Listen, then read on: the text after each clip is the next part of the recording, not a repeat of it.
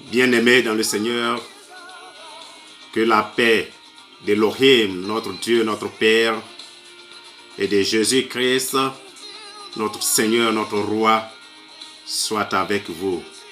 Augustin Bosson, ouvrier du Seigneur, je voudrais partager avec vous un message de l'évangile de Christ. Aujourd'hui, la soif spirituelle. Lisons un verset dans Psaume 63, verset 2. Il est écrit dans ce psaume, écrit par David, « Ô Dieu, tu es mon Dieu. Je te cherche. Mon âme a soif de toi. Mon corps soupire après toi.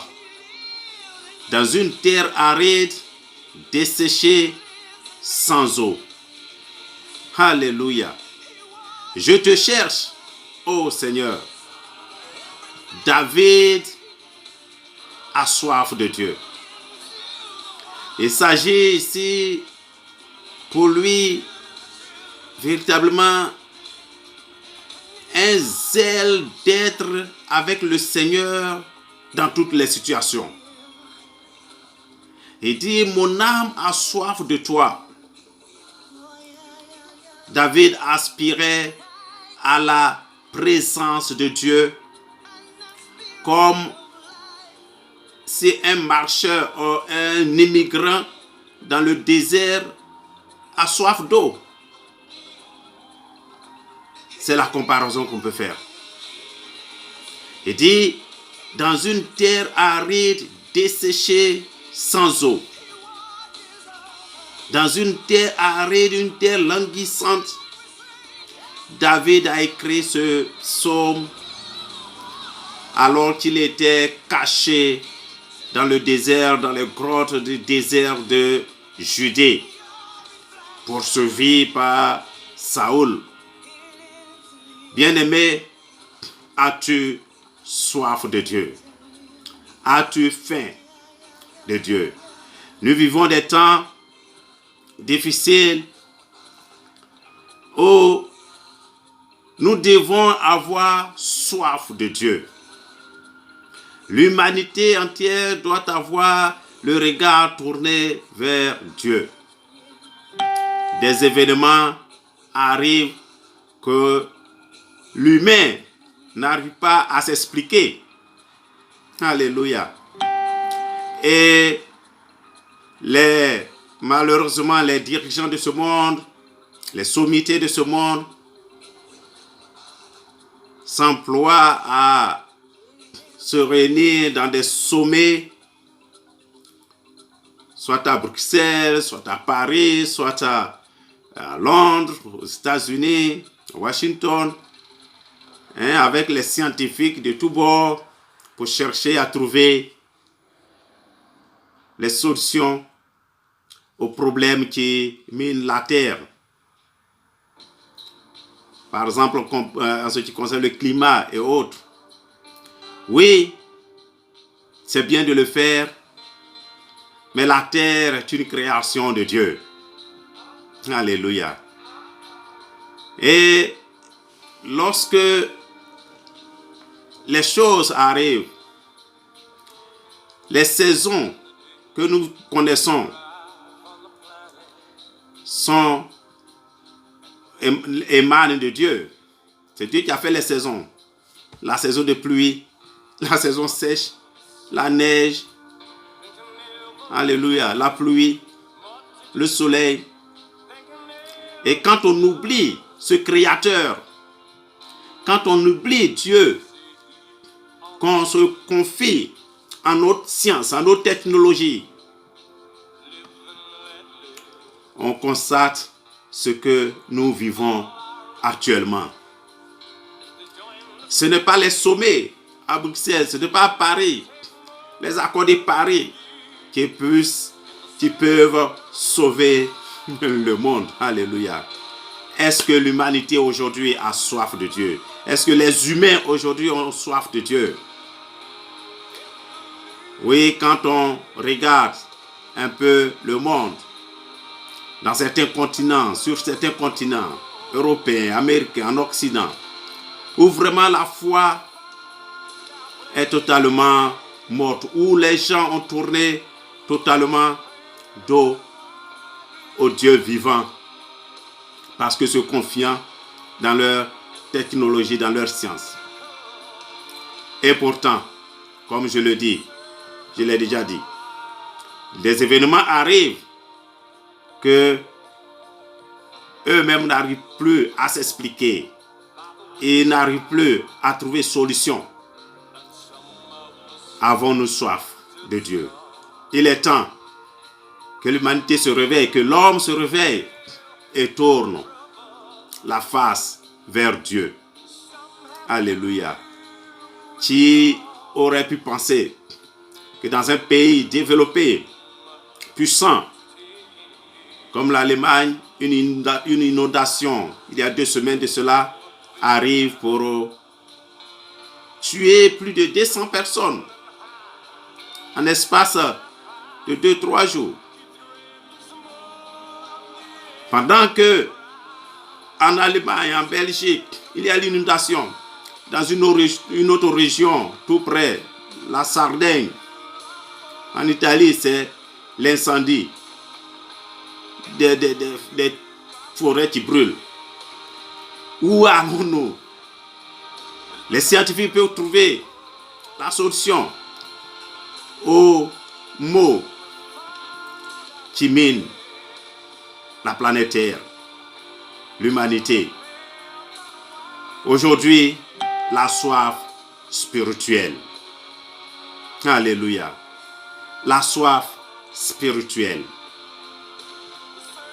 C'est le thème que je traite avec vous. Qu'est-ce que c'est la soif spirituelle? C'est la recherche de Dieu. La soif spirituelle, c'est la recherche de Dieu. Le psaume 42, verset 3 dit: mon âme a soif de Dieu, du Dieu vivant. Quand irai-je et paraîtrai-je devant la face de Dieu? Au psaume 143, verset 6, il dit: j'étends mes mains vers toi, mon âme soupire après toi, comme une terre desséchée. Alléluia, comme une terre desséchée, mon âme soupire après toi. Comme une terre en proie à la sécheresse, a soif d'eau vivante. Quand une terre est en proie à la sécheresse, il a soif d'eau vivifiante. Et c'est ainsi que David, persécuté par Saoul, et il se trouve dans le désert de Judée, désire ardemment le Sauveur vivifiant. Comme aujourd'hui l'humanité entière, nous devons aspirer, nous devons désirer ardemment le Sauveur vivifiant, Jésus-Christ de Nazareth. Alléluia. Jésus-Christ de Nazareth.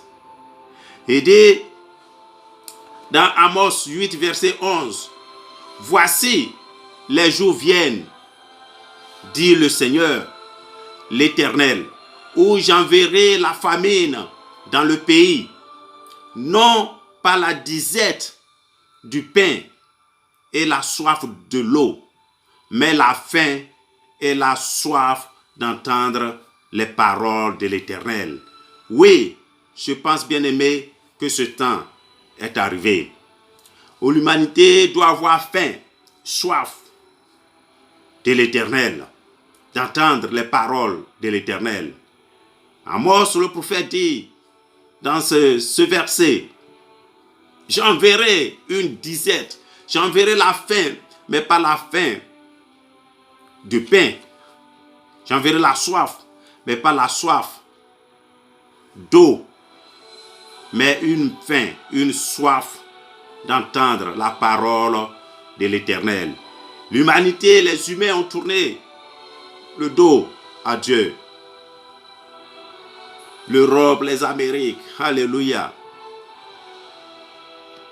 Aujourd'hui, Il est temps qu'on ait soif, qu'on ait faim d'entendre la parole de Dieu. Oui, bien-aimé, toi qui m'écoutes aujourd'hui, sache que Jésus est l'eau vive. Jésus, c'est l'eau vive qui peut étancher cette soif, la soif spirituelle. Lisons dans Jean 7 plutôt, verset 37.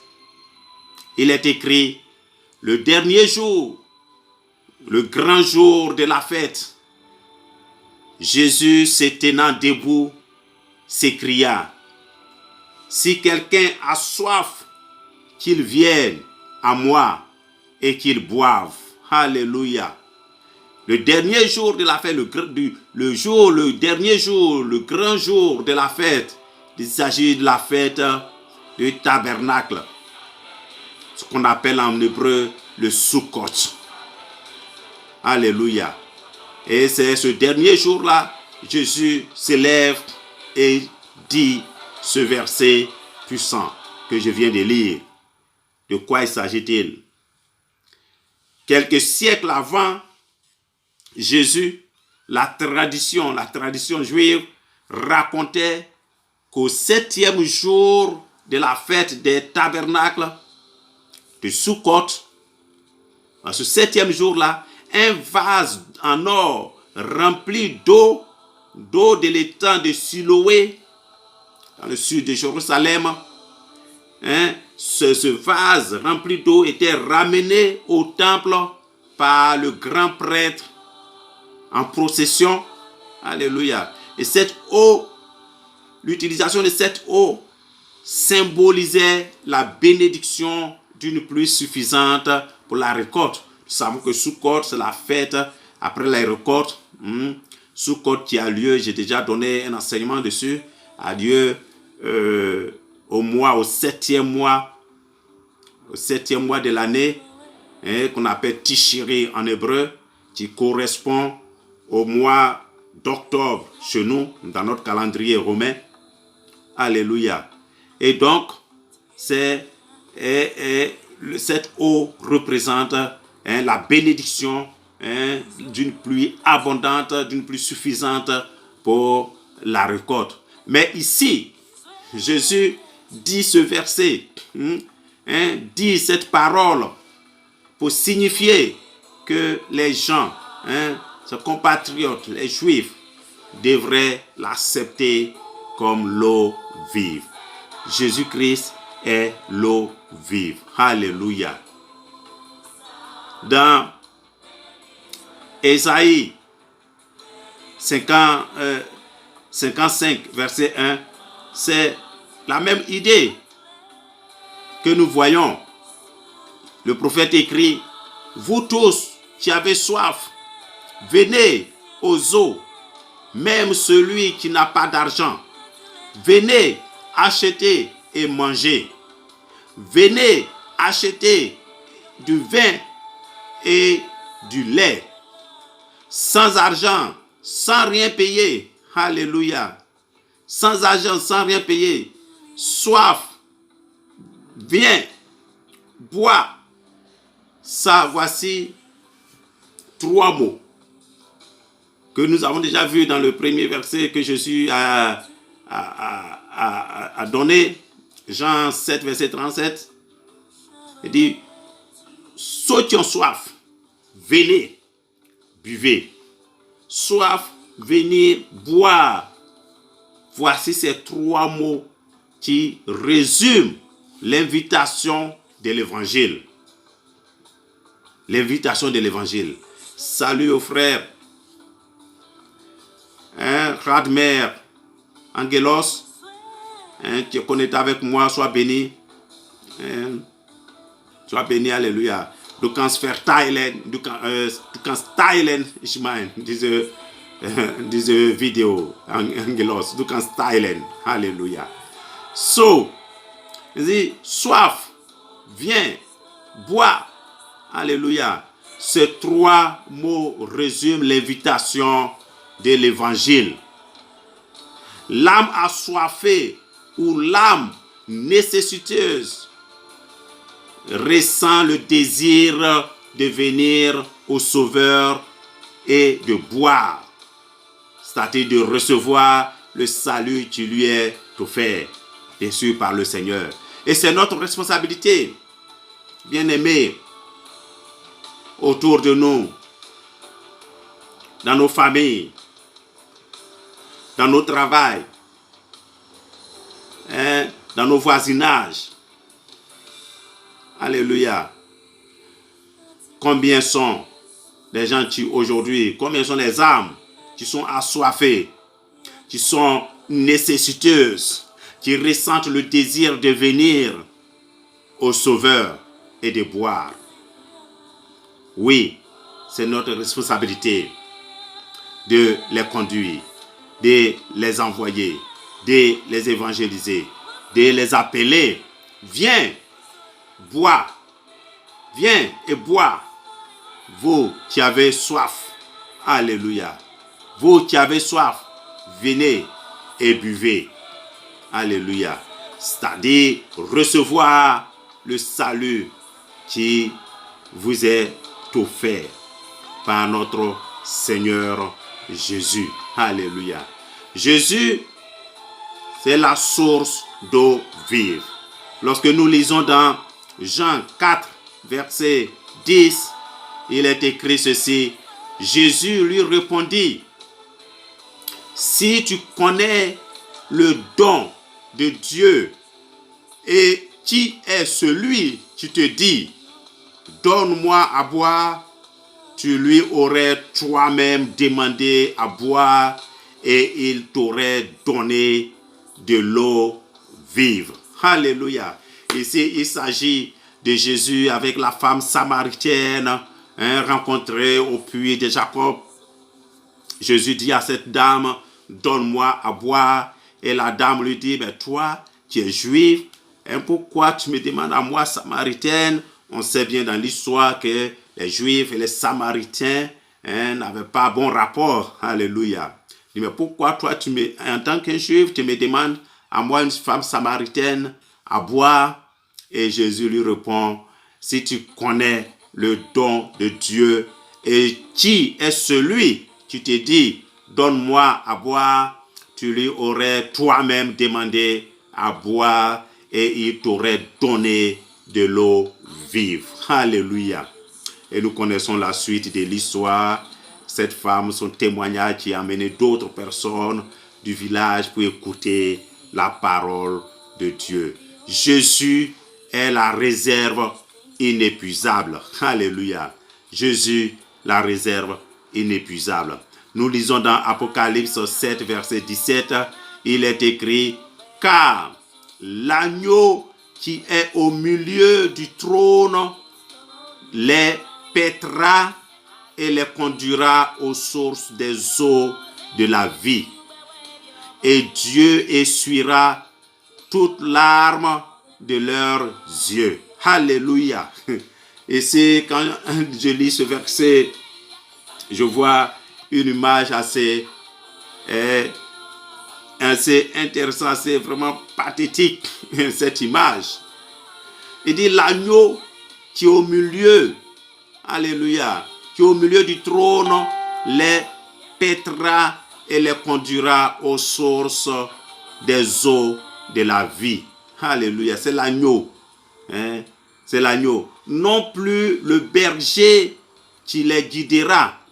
Qui les guidera vers les sources d'eau vive et les faire paître, mais c'est l'agneau. Et quel renversement de situation. Alléluia. Nous savons dans nos quotidiens, dans nos civilisations que c'est le berger qui conduit les brebis, les agneaux vers les eaux, vers les eaux pour boire, vers les sources d'eau pour boire. Alléluia. Mais cette fois-ci, il dit c'est l'agneau qui conduira, qui les conduira, qui les paîtra vers les eaux, vers les sources d'eau vive. Alléluia. Amen. Pourquoi? bien-aimés, simplement parce que ceux qui étaient considérés comme bergers du peuple, ils ont tous échoué. Alléluia. Ils ont montré leur défaillance. Ces bergers, c'était les rois, c'était les prêtres. Alléluia, qui servaient au temple. Alléluia. Et les prophètes servaient de porte-parole entre Dieu et son peuple. Ces trois catégories de personnes qui étaient en charge de conduire le peuple d'Israël, ils avaient dans leur fonction, dans leur charge, failli. Alléluia. Et c'est l'agneau qui viendra pour conduire les enfants de Dieu, qui conduit le peuple de Dieu. Alléluia. Il dit l'agneau au milieu du trône les paîtra et les conduira aux sources des eaux de la vie. Et Dieu essuiera toutes larmes de leurs yeux. Alléluia. L'eau vive, bien-aimée, rend la vie fertile. Jésus-Christ de Nazareth rend notre vie fertile. Nous lisons cela dans Apocalypse 22, verset 1, verset 2. Il est écrit, Alléluia. Et il me montra un fleuve d'eau de la vie, limpide comme du cristal, qui sortait du trône de Dieu et de l'agneau.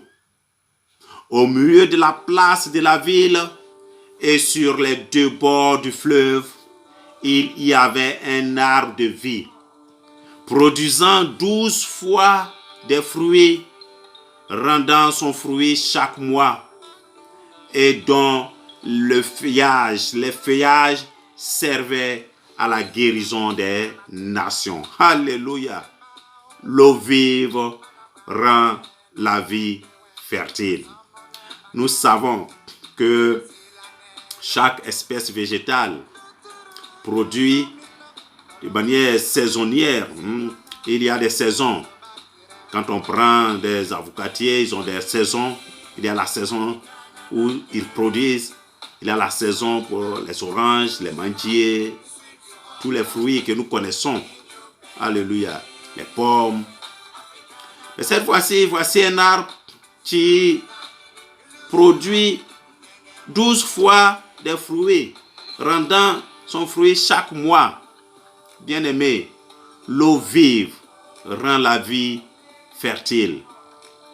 Tu n'attendras pas seulement en janvier pour produire, ou en mars pour produire, en septembre pour produire, ou en décembre pour produire, mais tu produiras tout le temps si tu es connecté à cette source d'eau vive. C'est ce que cela veut dire.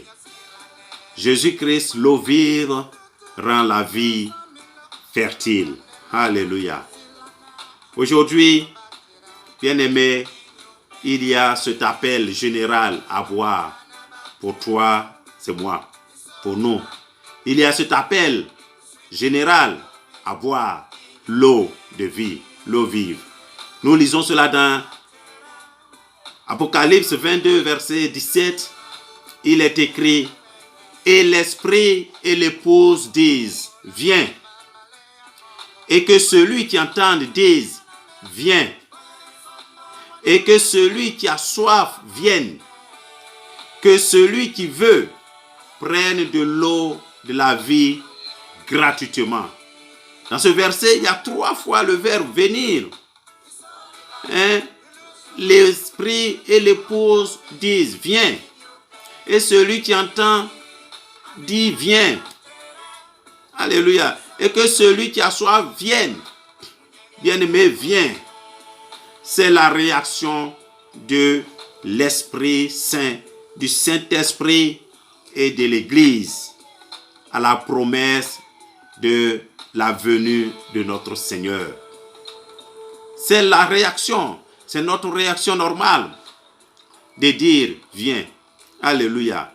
De dire viens et bois.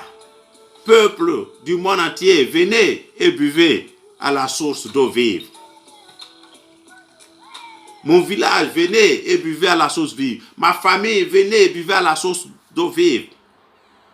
C'est une offre de grâce et de salut à tous ceux qui veulent étancher la soif de leur âme. C'est une offre, bien-aimé, et c'est une grâce. Grâce de salut à tous ceux qui veulent étancher la soif de leur âme. Viens et bois. Alléluia. C'est un appel général à boire.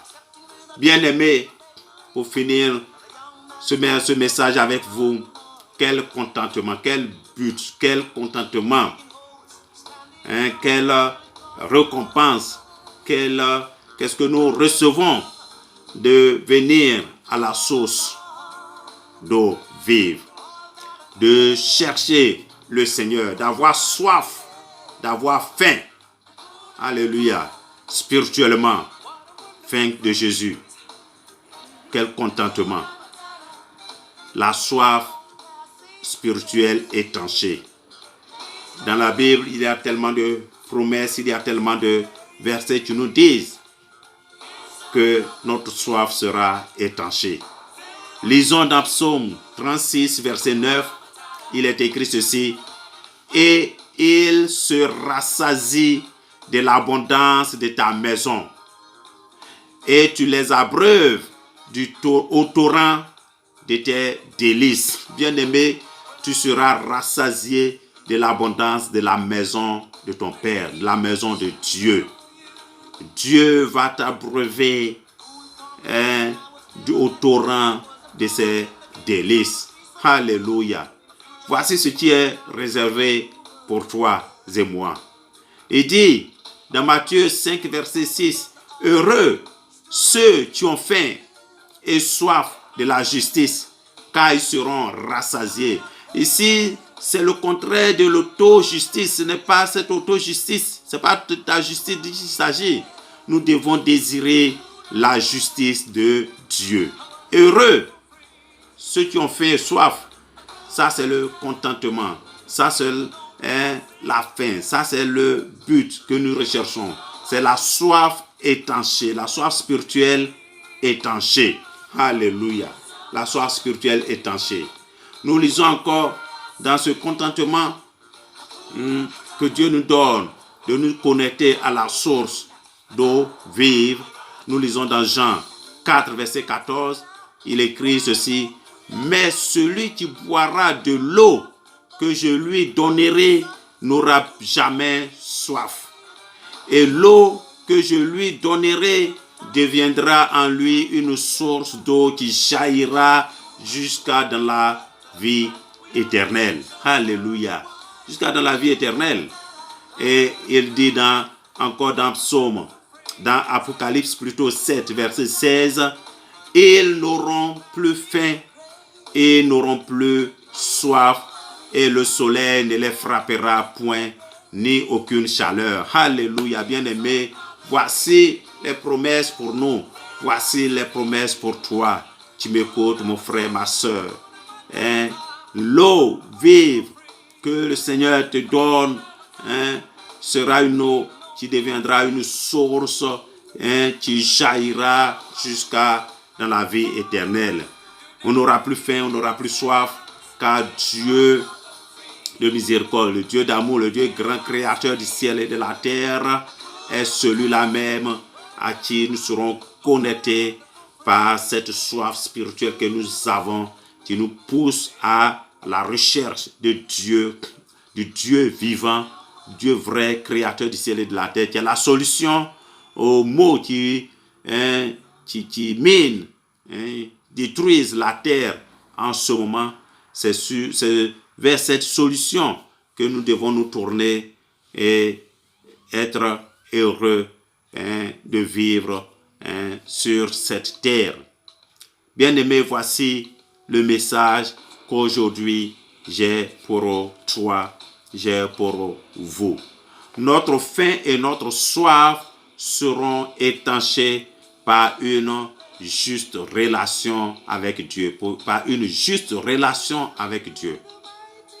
Lorsque notre relation sera bonne avec Dieu, notre soif sera étanchée. Que Dieu vous bénisse, que Dieu vous garde, que Dieu vous protège et nous nous reverrons encore cette semaine pour un autre message. Au nom de Jésus, merci. Amen.